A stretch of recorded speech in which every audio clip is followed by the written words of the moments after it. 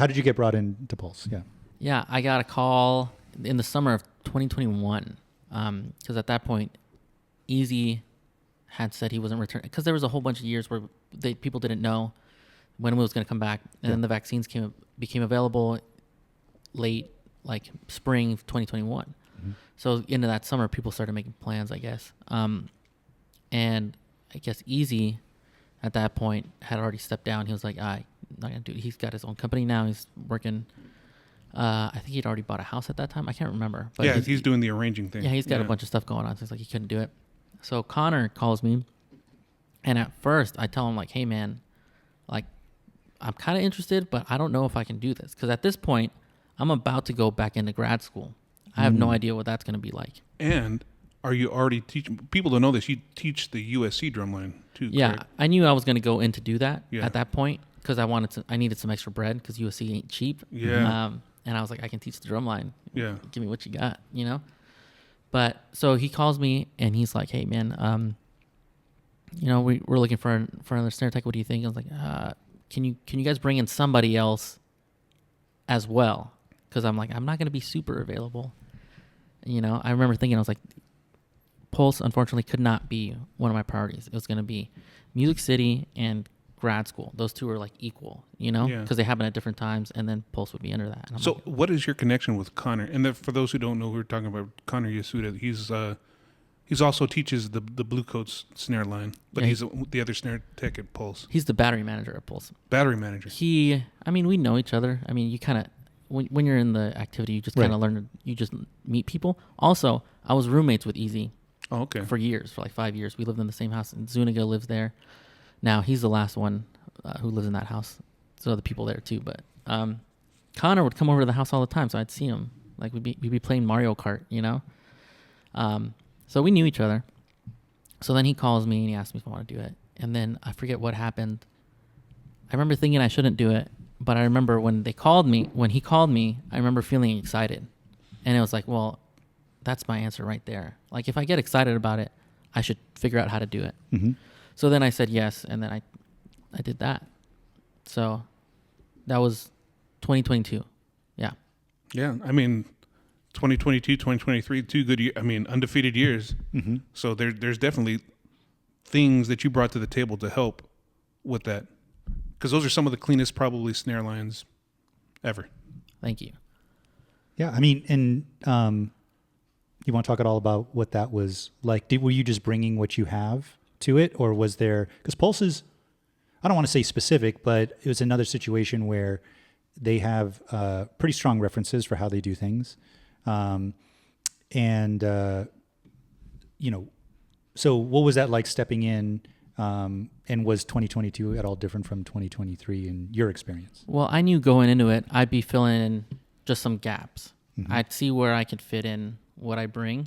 I wasn't trying to like flatten out the drums. I wasn't trying to do like other things, you know? Mm-hmm. I knew they were going to play a certain way. I'm just trying to be like, okay, how can I get this to sound, kind of get the most tone out of the drum? You're trying to help reinforce what they already had going on. Yeah, I'm not trying to change what they're doing. I'm just trying to make it, you know, the best version that I can in whatever way I can, hopefully. I love that you just said trying to get more tone out of the drum. I got a little like butterflies in my stomach when you said that, because I love that. Dude, tone, that's where it's at, man. I love that. Tone. There's a lot to be said about sound quality. Like, and even George and I have had this discussion before, like a lot of, like for me, bass drum, you hear a lot of lines that could split stuff up, but the sound quality just isn't there in a lot of it. So it's good to hear, like, it's refreshing to hear a line play with great sound quality, but at that high level as well. Mm-hmm. Yeah. So that first year, were you just sort of seeing where you could sort of jump in? Was 2023 different at all? I mean, or was it the same? 2023, I kind of knew where I fit in. Mm-hmm. 2022, I wasn't like afraid. I definitely went in, and it was like working with the team. We figured out what we were going to do for auditions. We did that. Kind of played some stuff, did all that, and then we kept going. And it's like, all right, let's do this, blah, blah, blah. And we just built it from there. You know, we just kind of went. There's a lot more of me trying to figure out, like, okay, what can I add to this? Or like, what do I think I can hopefully improve on this little thing? And then going into 23, it was like, okay, it's going to be the same. It's a lot of the same players. So don't have to do much, you know? Also, a lot of credit has to go to those players. Sure. They came in like incredible, right? Yeah. Like it started off with a pretty good base of talent, right? And then all I had to do was polish it. And at that point, it was like, it's the same teaching techniques you have at the intermediate level that you have at the advanced. It just gets there quicker. That's all. You know, that's really kind of when the old Paul thing clicked, where it's like you really cut your teeth at those intermediate levels with those groups, and then because at those groups you really have to learn how to make your information as simple and as clear and as direct as possible, so there's no misinterpretation, and that there's no confusion, and it has to be effective and it has to be quick, you know. And then once you kind of figure out how to streamline your information and figure out what works and what gets you from point A to point B the quickest, then that's really all you need to kind of like to get your group to sound good quicker, you know? Yeah. Did you, beyond your sort of direct responsibility at Pulse is a well-oiled machine in terms of the way it's run. And was there anything to learn from just organizationally how they ran rehearsal, all of that stuff that you just little tidbits that you took away to incorporate in what you do? I mean, maybe a couple of things in the playing, like you know, like check patterns for like paradiddle exercises or stuff like that. There's things where I hadn't really spent too much time thinking about, and then they did it like on their own, right? And I'm like, all right, well, I'm not going to tell them not to do it. You know, obviously it works. And then later on in the season, I'm like, whoa, like all the paradiddles kind of sound good all the time in the show. So there's probably some value to that. Should probably incorporate it, you know? What about big picture organizational wise? Well, again, I took advantage of me just being a snare tech and not paid attention to all that stuff. Not being in those conversations, because I was already in those conversations somewhere else. I'm like, I don't need to give myself extra responsibility. Gotcha. So in my time at Pulse, I was very much taking advantage of my title. Your specific task. I'm like, I'm going to do what I need to do, and then I'm cool after that. That's cool. So now, go ahead, George. Did you have something? Were you going to get into Phantom? Yeah, I was going to go and get into Phantom. How does that even happen? Yeah. Because we're talking about Phantom Regiment. Okay, number one, it's where Paul taught. Number two, it's Phantom Regiment, which you can feel the tradition of Phantom Regiment. And like, you even mentioned, 96 was one of your favorite years. You had that 05 sweater, and now here's your opportunity. So how does it come together? How does it happen? Well, there happened to be an opening, and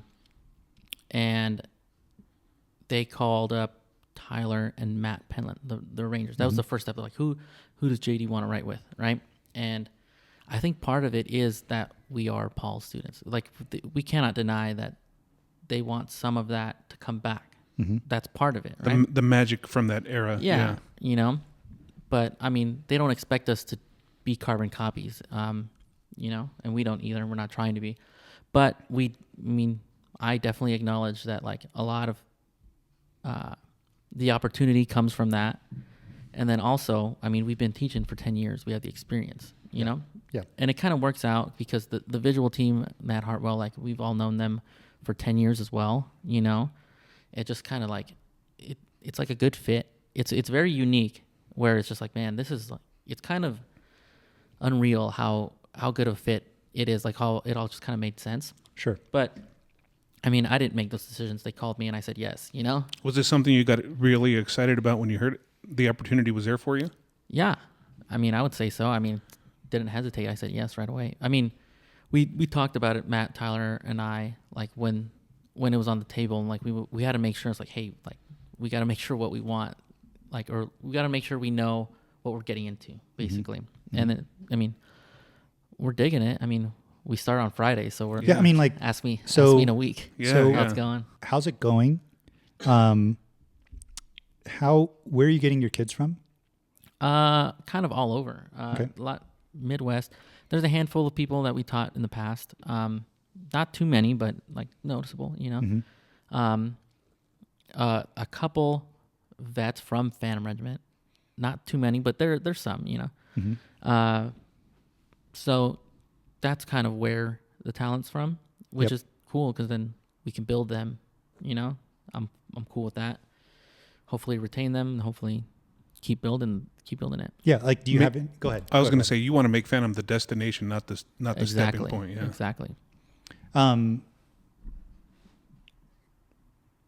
particular? Because you talked a little bit about with Music City Mystique, like just getting it on the road those couple of years. Music City Drum and Bugle Corps. I'm sorry, Music City Drum and Bugle Corps. We can edit. We can fix that in post. Survey says. I know, but yeah, you talked about that with Music City. Yeah. Just getting them on the road. Any sort of immediate goals with Phantom this year? Like I kind of mentioned before, there's this standard, and we have to be there. Right. It's that we're shooting for the moon right away. A lot of teaching, which is fine. That's what we're here to do. You know, it's like we're just ready to get to work. Like everyone on staff kind of has the same mentality where it's like, man, the group's gonna be good, but we're gonna put in the work. Like it's gonna it's not automatic, you know. And we're definitely excited to get to work and just make that happen as best as possible. And I think the vehicle is really cool. I think it's gonna be super hip. That's cool. I'm excited to see what you guys are going to bring to the table here in the next few weeks. I mean, can you believe the season's already pretty much for you? It's this next week. Yeah. You know, but for us, we got to wait a whole nother month. But I got to chomping at the bit. I got to hope the Lakers stay in the playoffs long enough to sort of get me to the point where all of a sudden, okay. Oh, now drum corps. Now I can switch over. I can switch over to drum corps. Yeah, yeah. I mean, and it's always exciting for us. We talked about it with Greg, and I mean, there's a good amount of staff changeover at a bunch of places, and I think as fans, the thing that we can really hope for is that everybody is successful at every place, every new place that they're at, achieving what they want to achieve, right? Because this activity is so much better when there are those fresh voices from all the different, all these different places, new ideas being put out there, high, execution at a high level happening at as many groups as possible, I know this, this answer might change after the season, but in terms of talking to people about this iteration of Phantom Percussion,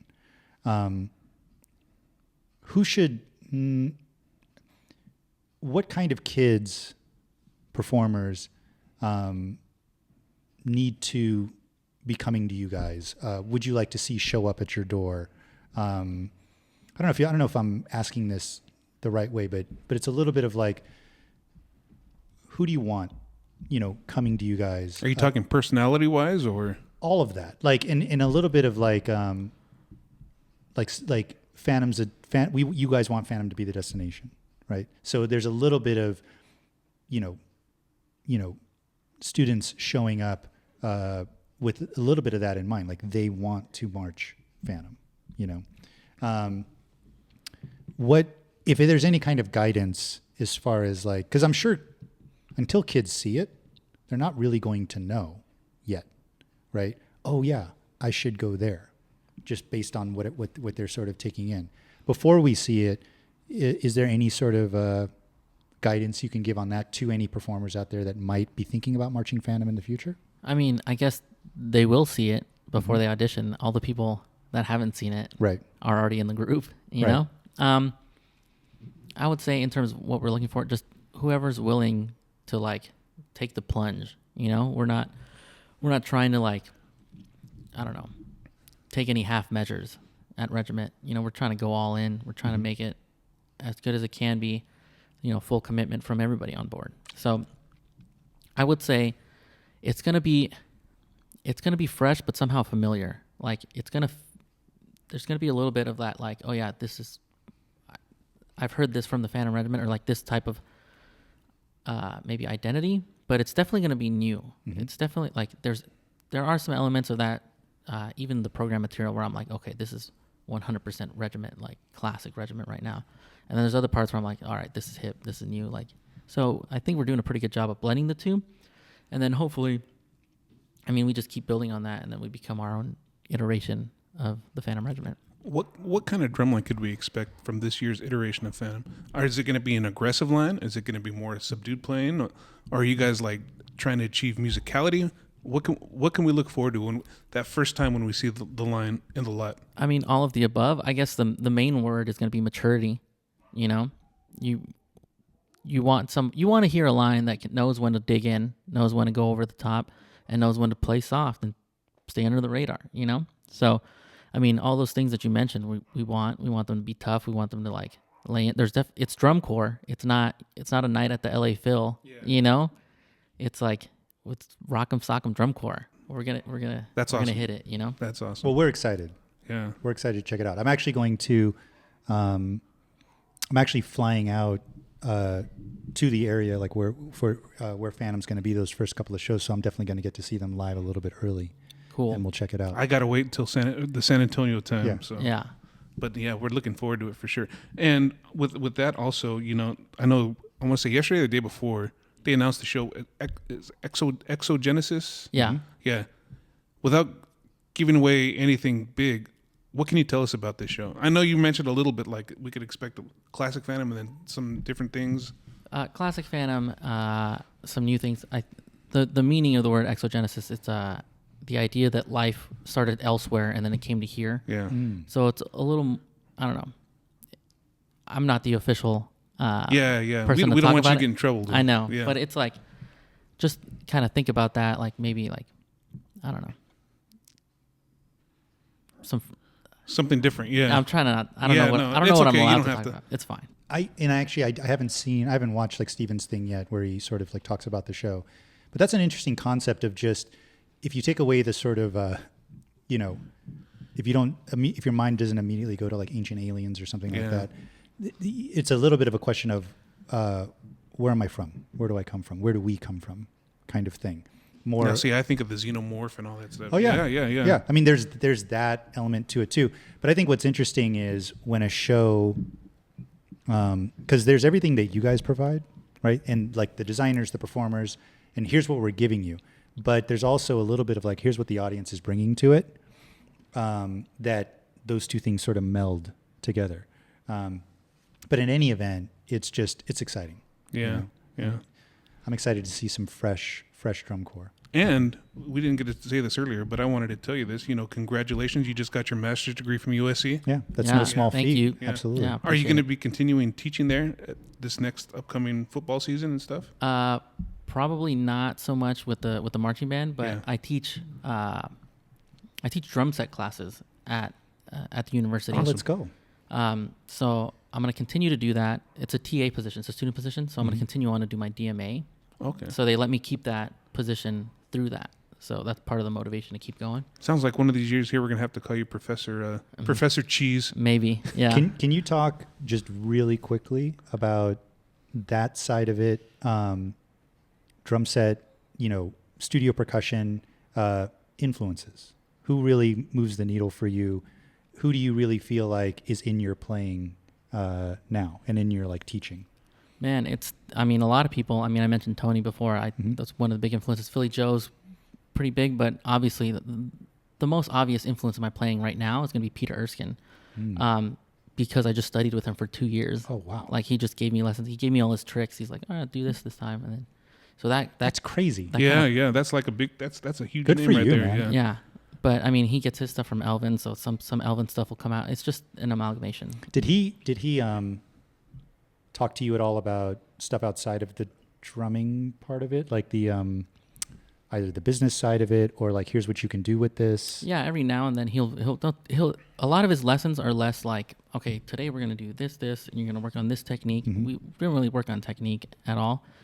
It was more like big picture stuff with him, and it would be big picture like musical ideas, like storytelling, how to improvise, how to be intentional with what you play, which all that stuff directly applies to drumline. Yeah. Sure.